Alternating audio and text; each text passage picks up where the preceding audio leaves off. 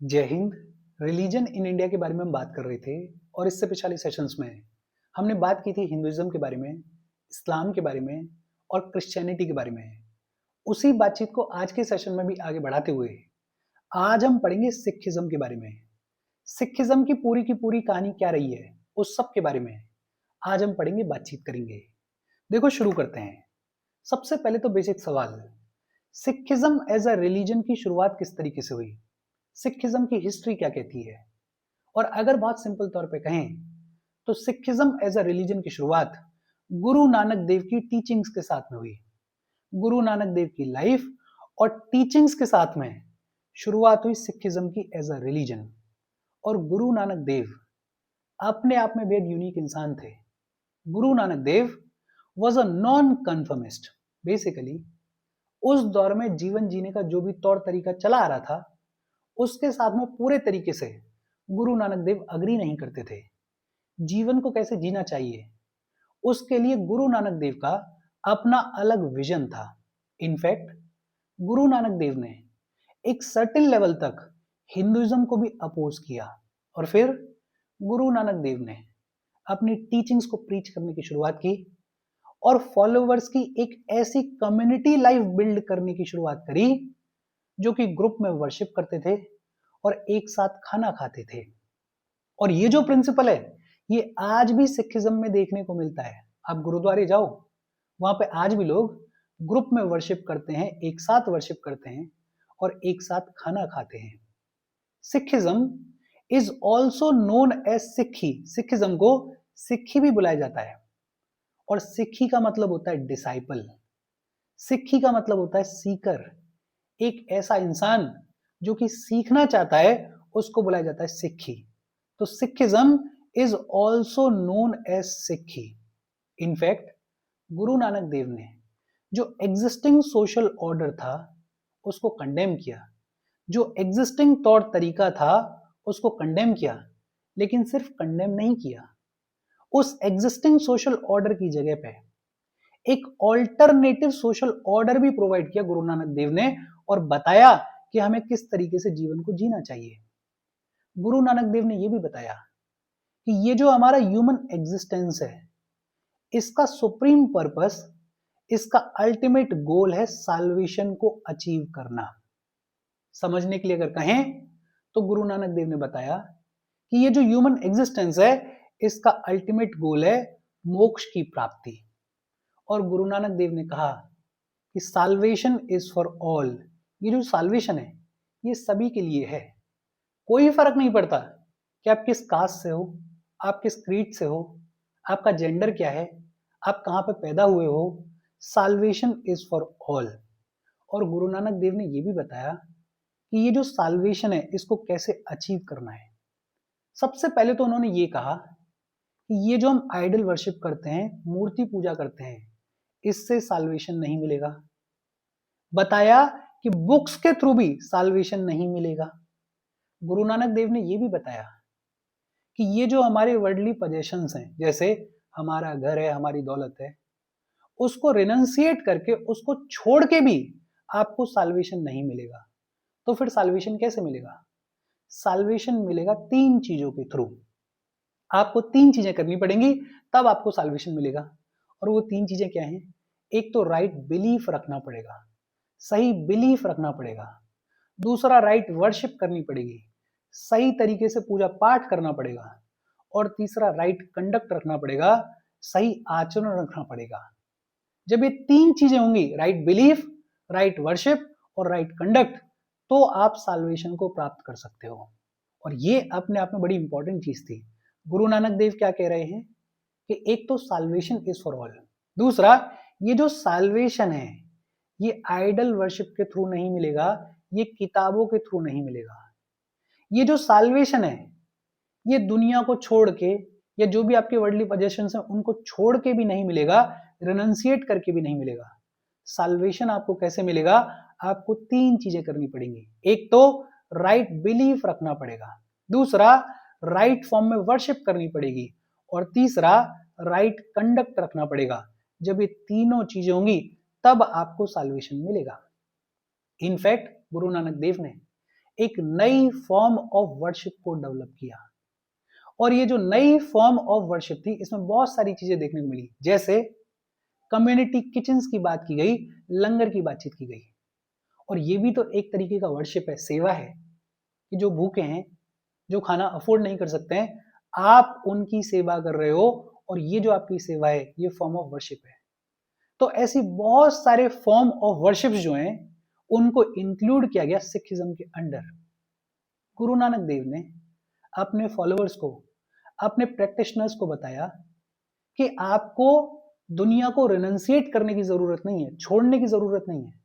बहुत सिंपल है, आपको एक आइडल मैन के जैसे जीना है, एक ऐसे इंसान के जैसे जीना है जो कि अपना घर चलाता है, जो कि अपनी रिस्पॉन्सिबिलिटी लेता है, जो कि अपनी खुद की लेबर करता है, खुद का कामकाज करता है। नॉर्मल इंसान के जैसे आपको रहना है, लेकिन साथ साथ आपको संगत को अटेंड करना है। संगत मतलब जो कम्युनिटी गैदरिंग्स होती हैं उनको अटेंड करना है, और संगत के साथ साथ आपको कीर्तन को अटेंड करना है। गुरुद्वारे में जो कीर्तन होता है, एक तरीके से जो वर्शिप होती है, उसको अटेंड करना है। तो ध्यान देना, एक बड़ी इंपॉर्टेंट चीज है कि सिखिज्म में गुरु नानक देव सीधे सीधे कह रहे हैं कि आपको वर्ल्डली पोजेशंस को रिनंसिएट करने की जरूरत नहीं है, छोड़ने की जरूरत नहीं है। आप नॉर्मल इंसान के जैसे रहो, अपना घर चलाओ, अपनी रिस्पॉन्सिबिलिटी लो, अपना काम करो, अपनी लेबर खुद करो, पैसे कमाओ, लेकिन साथ साथ संगत को अटेंड करो, कम्युनिटी गैदरिंग्स को अटेंड करो, और कीर्तन को अटेंड करो, जो पूजा पाठ होता है उसको अटेंड करो। सिखिज्म के अंदर एक बेहद इंपॉर्टेंट एस्पेक्ट है ट्रेडिशन ऑफ गुरुज। इनफैक्ट मेरा ऐसा मानना है कि गुरुज को जितना ज्यादा सिखिज्म में सेलिब्रेट किया जाता है, उतना ज्यादा किसी और रिलीजन में नहीं किया जाता है। तो tradition of gurus is one of the most important aspect of Sikhism. और ये जो सिख गुरुज हैं, ये बेसिकली कौन है? ये हैं स्पिरिचुअल मैसेंजर्स, ये हैं स्पिरिचुअल मास्टर्स, ये हैं एनलाइटेंड सोल्स, जो कि आए मासेस को सर्व करने के लिए। और ये जो सिख गुरुज का ट्रेडिशन है, ये देखने को मिलता है 1469 से लेके 1708 के बीच में। गुरु नानक देव से शुरुआत हुई और 1708 तक ये जो ट्रेडिशन है देखने को मिलता है। कई सारे गुरुज की बात की गई है, गुरुज के बारे में हम पढ़ेंगे, लेकिन पहले एक बार रिवाइज करते हैं जो भी चीजें हमने पढ़ी हैं।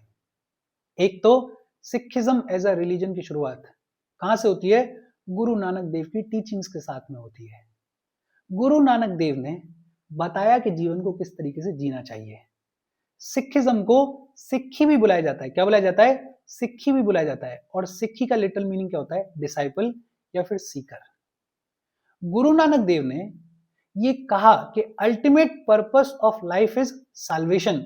और ये जो साल्वेशन है ये सभी के लिए अवेलेबल है, कोई भी साल्वेशन को अचीव कर सकता है।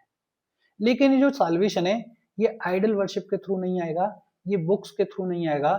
ये जो साल्वेशन है ये रिनंसिएशन के थ्रू भी नहीं आएगा। साल्वेशन कैसे आएगा?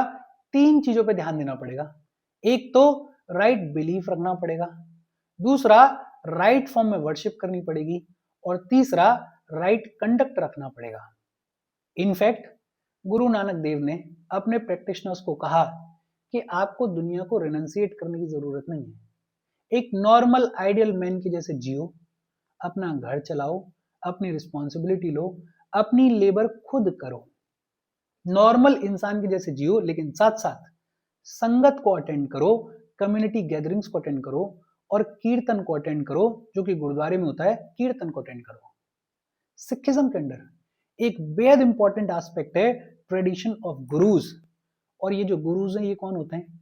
ये बेसिकली स्पिरिचुअल मास्टर्स होते हैं, एनलाइटेंड सोल्स होते हैं, जो कि मासेस को सर्व करने के लिए, गाइड करने के लिए आए। कई सारे गुरुज की बात की गई है। सबसे पहले बात की गई है गुरु अंगद के बारे में। गुरु अंगद जो कि सेकंड गुरु हुए। गुरु अंगद ने गुरुमुखी स्क्रिप्ट को इन्वेंट किया था। गुरुमुखी स्क्रिप्ट के बारे में ऑलरेडी हमने पढ़ा हुआ है। गुरु अंगद ने इन्वेंट किया इस गुरुमुखी स्क्रिप्ट को। गुरु अर्जुन देव ने आदि ग्रंथ साहिब को कंपाइल किया था। गुरु अर्जुन देव जो कि 5th गुरु हुए, गुरु अर्जुन देव ने आदि ग्रंथ साहिब को कंपाइल किया था। तो ये भी अपने आप इंपॉर्टेंट बात है। गुरु अर्जुन देव को एग्जीक्यूट किसने किया? जहांगीर ने किया। इससे पहले तक मुगल्स के बीच में और सिख लोगों के बीच में जो रिलेशंस थे वो कोडियल थे, वो ठीक ठाक थे, मतलब खराब नहीं थे।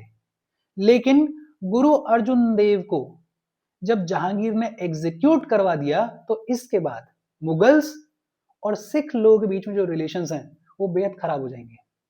ये जो गुरु अर्जुन देव को जहांगीर ने एग्जीक्यूट करवाया, इसको कई सारे स्कॉलर्स जो हैं वो फर्स्ट मार्टिरडम ऑफ सिक्स बुलाते हैं। फर्स्ट मार्टिरडम ऑफ सिक्स किसको बुलाया जाता है? गुरु अर्जुन देव का ये जो एग्जीक्यूशन है जो कि जहांगीर ने करवाया उसको बुलाया जाता है। फिर आए गुरु हरगोविंद, और आप समझ सकते हो कि गुरु अर्जुन देव को एग्जीक्यूट करवाया गया है, मरवाया गया है जहांगीर के द्वारा। तो बट ऑब्वियस सी बात है कि अब खुद को डिफेंड करने की जरूरत है। तो गुरु हरगोविंद ने सिखिज्म के अंदर एक ट्रेंड ऑफ मिलिटेंसी की शुरुआत की और इन्होंने अपनी खुद की आर्मी ऑर्गेनाइज करी रामदासपुर में। तो पहली बार सिखिज्म के अंदर आर्मी कहां देखने को मिलती है? गुरु हरगोविंद के अंदर देखने को मिलती है। इनफैक्ट गुरु हरगोविंद ने ही ये जो सिंबल है टू सॉर्ड्स का, दो सॉर्ड्स का जो सिंबल होता है सिखिज्म के अंदर, उसकी भी शुरुआत की थी। कुछ इस तरीके की शॉर्ट्स होती हैं और बीच में एक और सिंबल होता है। ये एक्यूरेट नहीं है, आप गूगल करके देख सकते हो। तो सिख लोगों के लिए ये जो टू सॉर्ड्स का सिंबल है इसकी भी शुरुआत किसने की? गुरु हरगोविंद ने की। और ये जो दो सॉर्ड्स होती हैं ये दो चीजों को रिप्रेजेंट करती हैं। एक करती है स्पिरिचुअल एस्पेक्ट को, पीरी को, और दूसरा टेम्पोरल एस्पेक्ट को, मीरी को। बेसिकली एक स्वॉर्ड भक्ति की बात करती है और दूसरी स्वॉर्ड शक्ति की बात करती है। गुरु हरगोविंद ने ही अक्ल तख्त को स्टैब्लिश किया था। अक्ल तख्त को as a seat of authority किसने स्टैब्लिश किया? गुरु हरगोविंद ने। कहां पर है ये है अमृतसर में। और अक्ल तख्त के साथ साथ लोहागढ़ फोर्ट, इसको भी किसने बनवाया? गुरु हरगोविंद ने ही बनवाया था। फिर इसके बाद गुरु हर राय आए और गुरु हर राय को औरंगजेब ने डिटेन किया था। ध्यान देना, गुरु हर राय को औरंगजेब ने डिटेन किया था। लेकिन गुरु तेग बहादुर क्या चाहते थे कि भाई जो सिख लोग हैं उनके पास में अपनी सोवरेन अथॉरिटी होनी चाहिए, उनके पास में अपना इंडिपेंडेंस होना चाहिए। और इस वजह से गुरु तेग बहादुर का कॉन्फ्लिक्ट हो गया औरंगजेब के साथ में, और औरंगजेब ने इनको मरवा दिया 1675 में। कहां पे? दिल्ली में। तो ध्यान देना, गुरु अर्जुन देव को एग्जीक्यूट किसने करवाया था? जहांगीर ने करवाया था। और गुरु तेग बहादुर को किसने एग्जीक्यूट करवाया? औरंगजेब ने करवाया। और फिर हुए लास्ट गुरु हुए गुरु गोविंद सिंह। गुरु गोविंद सिंह, इनके बाद में ये जो सिस्टम ऑफ पर्सनल गुरुशिप है ये खत्म हो जाएगा। मतलब ये जो गुरुज का ट्रेडिशन है ये खत्म हो जाएगा और जो गुरुज की अथॉरिटी है वो ट्रांसफर कर दी जाएगी गुरु ग्रंथ साहिब को। गुरु ग्रंथ साहिब को गुरुज की अथॉरिटी ट्रांसफर कर दी जाएगी। बेसिकली अब सिखिज्म जो है वो चलता है गुरु ग्रंथ साहिब के प्रिंसिपल्स के अकॉर्डिंग। तो गुरु Govind Singh was the last गुरु और इनके बाद गुरुशिप जो है वो खत्म हो जाएगी। बेसिकली कॉन्फ्लिक्ट के दौरान, लड़ाई के दौरान गुरु गोविंद सिंह के जो 4 बेटे थे वो चारों पास अवे हो जाएंगे, दे विल डाई। और इस वजह से फिर अल्टीमेटली डिसाइड किया जाएगा कि अब आगे कोई गुरु नहीं आएगा और जो अथॉरिटी ऑफ गुरुज है वो किसको ट्रांसफर कर दी गई? वो ट्रांसफर कर दी गई गुरु ग्रंथ साहिब को। गुरु गोविंद सिंह, इन्होंने भी कई सारे काम किए। गुरु गोविंद सिंह ने शुरुआत करी खालसा कम्युनिटी की।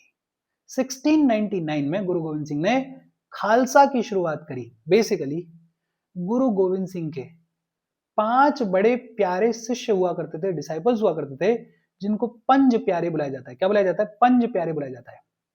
गुरु गोविंद सिंह ने अपने इन 5 डिसाइपल्स को बोला कि खालसा की शुरुआत की जाए और खालसा की शुरुआत की गई 1699 में। तो गुरु गोविंद सिंह ने खालसा की शुरुआत करी 1699 में और ये बेसिकली सिख वॉरियर्स की कम्युनिटी थी। खुद को डिफेंड करने के लिए सिख वॉरियर्स की कम्युनिटी बनाई गई जिसको नाम दिया गया खालसा। अच्छा, ये जो खालसा सिख्स होते हैं ये नॉन खालसा सिख्स से अलग होते हैं। ये जो नॉन खालसा सिख्स होते हैं इनको सहजधारी सिख्स भी बुलाया जाता है। क्या बुलाया जाता है? इनको सहजधारी सिक्स भी बुलाया जाता है। जैसे जितने भी नानक पंथीज हैं, जितने भी भल्लाज हैं, जितने भी उदासीज हैं, ये सब सहजधारी सिख कम्युनिटी को बिलोंग करते हैं। तो खालसा सिख अलग होते हैं, वो वॉरियर कम्युनिटी होती है, और नॉन खालसा सिख जो हैं वो अलग होते हैं। जो सिख मैन बैप्टाइज किए गए, जिनके लिए वो जो पर्टिकुलर सेरेमनी होती है वो सेरेमनी की गई, उनको बुलाया गया सिंह। क्या बुलाया गया? सिंह। और जो विमेन्स बैप्टाइज की गई उनको बुलाया गया कौर। क्या बुलाया गया? कौर बुलाया गया। बहुत सिंपल और इजी सी बातचीत है। देखो एक बार फिर से देख लेते हैं। गुरु अंगद, इन्होंने शुरुआत की गुरुमुखी स्क्रिप्ट की। गुरु अर्जुन देव ने आदि ग्रंथ साहिब को कंपाइल किया। गुरु अर्जुन देव को किसने एग्जीक्यूट करवाया? जहांगीर ने एग्जीक्यूट करवाया। और इसको फर्स्ट मार्टिरडम ऑफ सिक्स भी बुलाया जाता है। गुरु हरगोविंद ने अपनी खुद की आर्मी ऑर्गेनाइज की। गुरु हरगोविंद ने ही टू स्वॉर्ड्स को एज अ सिंबल चूज किया। और ये जो दो स्वॉर्ड्स होती हैं, इनमें से एक रिप्रेजेंट करती है भक्ति को और दूसरी करती है शक्ति को। गुरु हरगोविंद ने ही अक्ल तख्त को as a seat of authority establish किया। गुरु हरराय, इनको औरंगजेब ने डिटेन किया था। गुरु तेग बहादुर, इनको औरंगजेब ने एग्जीक्यूट करवाया 1675 में। लास्ट गुरु कौन से हुए? गुरु गोविंद सिंह। और इनके बाद जो पर्सनल गुरुशिप है वो खत्म हो जाएगी और गुरुज की जो अथॉरिटी है वो गुरु ग्रंथ साहिब को ट्रांसफर कर दी जाएगी। गुरु गोविंद सिंह ने ही 1699 में खालसा की शुरुआत की। खालसा जो कि सिख वॉरियर्स की कम्युनिटी होती है। एक नॉन खालसा सिख भी होते हैं जिनको सहजधारी सिख बुलाया जाता है। अच्छा, खालसा कम्युनिटी में जो सिख मैन बैप्टाइज किए गए उनको बुलाया गया सिंह, और जो विमेन बैप्टाइज की गई उनको बुलाया गया कौर। बेहद सिंपल और इजी सी बातचीत है। होपफुली यहाँ तक चीज आपको समझ में आई होंगी। हम आगे बढ़े उससे पहले वीडियो पे लाइक के बटन को दबा दो। लाइक दबाना जरूरी है बिकॉज यूट्यूब ऐसे ही फंक्शन करता है।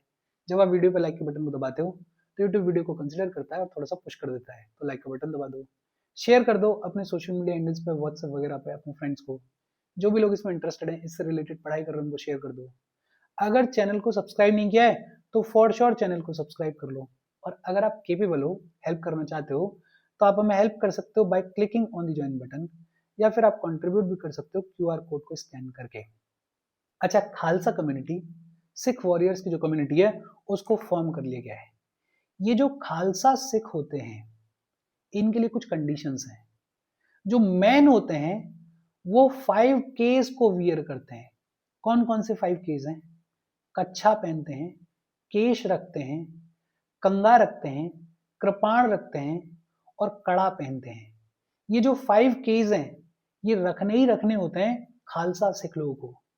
लेकिन जो सहजधारी सिख्स होते हैं, हालांकि ये भी एक सब ग्रुप है सिखिज्म के अंडर, लेकिन ये उतना स्ट्रांगली सिखिज्म के प्रिंसिपल्स के साथ में एडर नहीं करते हैं। जैसे ये जो सहजधारी सिख्स होते हैं, जरूरी नहीं है कि सिखिज्म के 5 सिंबल्स को वियर करें। हो सकता है कड़ा पहन लें लेकिन केश ना रखें, तो इनके लिए थोड़ा लिबरल एस्पेक्ट है। लेकिन जो खालसा सिख होते हैं वो इन 5 केस को वियर करते ही करते हैं। अच्छा, सिखिज्म में जो भगवान है, जो गॉड है, उनके लिए क्या कहा गया? God is universal entity. God is universal, हर जगह पे प्रेजेंट है। God is the creator. ये जितना भी क्रिएशन हुआ है ये भगवान ने किया है। God is self illuminated. God जो है वही इल्यूमिनेट करते हैं, वही पूरी दुनिया को जागृत करते हैं। God is perpetual, God is forever, and God is genderless. God का कोई जेंडर नहीं है। तो सिखिज्म में गॉड को कुछ इस तरीके से डिफाइन किया गया है। अच्छा, सिखिज्म के अंदर गॉड के कुछ पॉपुलर नाम चलते हैं। जो सबसे पॉपुलर नाम है, जो कि आपने फॉर श्योर सुना होगा, वो है वाहे गुरु। वाहे गुरु का मतलब होता है wonderful teacher. Waheguru is considered greatest among Sikhs. Waheguru को गुरु मंत्र भी बुलाया जाता है, गुरुज वर्ड भी बुलाया जाता है। तो Wahe Guru is one name of God under Sikhism और सबसे पॉपुलर नाम है। फिर अक्ल पूरक। अक्ल पूरक means the timeless primal being. जो टाइमलेस, जो पुराना मैन था, वहां से लेके अब तक जो भगवान, उनको क्या बुला रहे हैं? उनको अक्ल पूरक बुला रहे हैं। फिर एक नाम आपने फॉर श्योर सुना होगा, एक ओंकार। एक ओंकार का मतलब होता है वन क्रिएटर। एक और नाम है सतनाम, और सतनाम का मतलब होता है ट्रू नेम। तो ये कुछ पॉपुलर गॉड नेम्स हैं जो कि सिखिज्म के अंदर देखने को मिलते हैं। वाहे गुरु, अक्ल पूरक, एक ओंकार और सतनाम। सिखिज्म में 3 पिलर्स भी देखने को मिलते हैं। बेसिकली 3 बेसिक गाइडलाइंस हैं जो कि गुरु नानक ने दी हैं। गुरु नानक देव ने 3 बेसिक गाइडलाइंस सिखिज्म को दी हैं। वो कौन सी हैं? एक तो नाम जपना, नाम जपो, भगवान के नाम के ऊपर फोकस करो। दूसरा कीरत करनी, कीरत करनी मतलब ऑनेस्ट लिविंग, के ईमानदारी से जियो। और तीसरा वंद चखना, वंद चखना मतलब कि जो भी आपका है उसको दूसरे लोगों के साथ भी शेयर करो, मतलब हेल्प करो एक तरीके से। तो 3 पिलर्स कौन कौन से हैं सिखिज्म के? एक नाम जपना, दूसरा कीरत करनी और तीसरा वंद चखना। बेहद सिंपल और इजी सी बातचीत है। और इसके साथ सिखिज्म की जो बातचीत है वो खत्म हो गई। देखो छोटी छोटी चीजें हैं, इनमें से मोस्ट चीजें आपको ऑलरेडी पता है, लेकिन हाँ ये छोटी छोटी चीजें पेपर में काम आती हैं। जैसे ये जो गुरुज हैं, खासकर किस गुरु ने किस चीज को स्टेब्लिश किया, कब किसको एग्जीक्यूट किया गया, ये छोटी छोटी चीजें प्रीलिम्स के पॉइंट ऑफ व्यू से इंपॉर्टेंट हो जाती हैं। बाकी मेंस में एज सच मुझे नहीं लगता कि आपको रटने की जरूरत है, लेकिन थोड़ा बहुत याद रखोगे तो चीजें बेहतर रहेंगी। कोई डाउट हो तो कमेंट करके पूछ लेना। Thank you very much.